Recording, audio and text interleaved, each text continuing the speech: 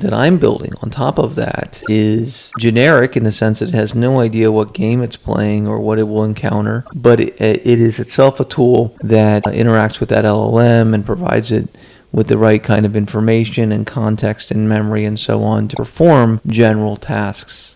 And the approach for that, I think, is what we're going to focus on. And I want to use this approach because, first of all, I'm not an AI researcher, and I'm not personally trying to build artificial general intelligence. Second, I work in a field where we leverage AI tools in the mainstream to do sophisticated things for our customers. So this is just a cool challenge for me that really stretches the legs of an AI and AI-related technologies. And I think it's neat and powerful. So that's why I'm doing it. As an agent, I want to be able to put you on a high-level mission and have you accomplish it with some basic rules of how to interact, but not be specific about that is. And so in a way, it has true agency. The other thing is that unlike the statically trained model that's underneath it, it's constantly receiving reinforcement information and new information, and so it itself is a dynamic system on top of a statically trained system. While we're here, let me just relate to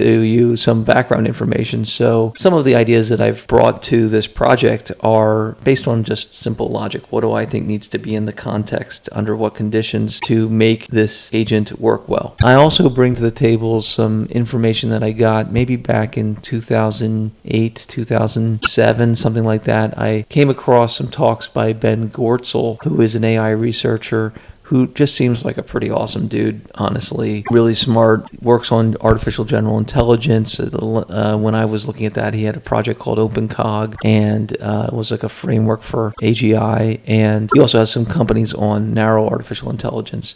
And so he had a couple of ideas that I really liked, like embodiment matters. Well, I'm putting that to use here. I'm giving the AI a body and a world to be in, and there's feedback and so on. So I think of it as taking advantage of that idea.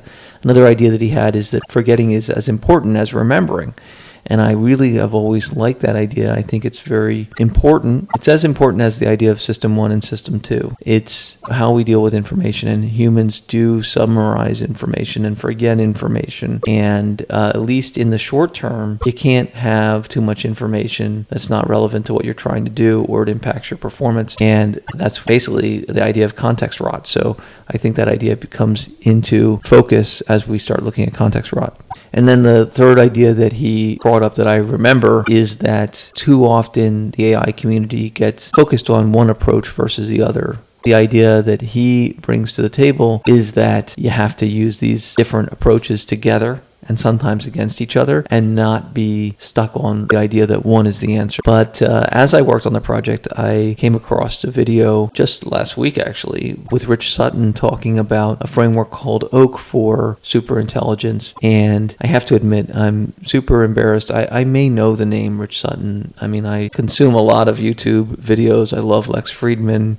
He's an AI researcher. He talks to AI researchers. But to be honest, I don't remember running into Rich Sutton and his work before, but what an awesome dude that guy is too. He reminded me of Ben. He's super humble and extremely smart, and his ideas are really quite good. He's a Turing award-winning scientist. He's received the highest award one can get in the computer field. In listening to his talk, it was really clear that his research is coming at it from a very different angle than LLMs. He really feels that you have to have active reinforcement learning, not static reinforcement learning. You don't train the intelligence and then let it loose in the world. You continuously train the intelligence, and it learns by experience and play. Things like vision, things like language, things like emotion, things like true intelligence and knowledge emerge from experience. And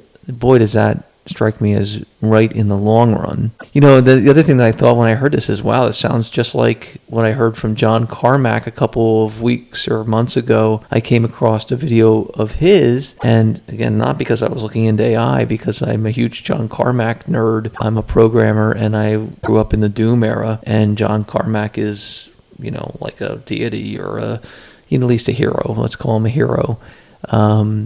he's a wizard. And so, all things John Carmack come to me in YouTube, and just this popped up. He talked about his project in which he has an AI looking at video, playing games, and using controllers and things like that. So there's embodiment, and it's really learning from experience. And then it turns out that Rich Sutton and John Carmack are working together in Keen Technologies. So what do I know? These guys are just super smart people working on really fundamental research. And so with that in mind, a little bit back to reality. First, number one, what we're doing here is building higher order tool that's a dynamic system that learns on top of a trained system, which is very different from true general artificial intelligence that has to do with dynamic experiential learning. I think these guys are onto something there. I think it's important to say it's a very different approach. But with that in mind, there are some common things that I thought in Rich's talk on the Oak architecture. And this talk is entitled The Oak Architecture, A Vision of Superintelligence from Experience, RLC 2025. He has a slide at 30 minutes into the talk that says the Oak architecture involves the following steps performed in parallel. And I think these are really relevant in his research, but they all seem to me to be essentially what we're trying to do with this architecture. So I just want to share that.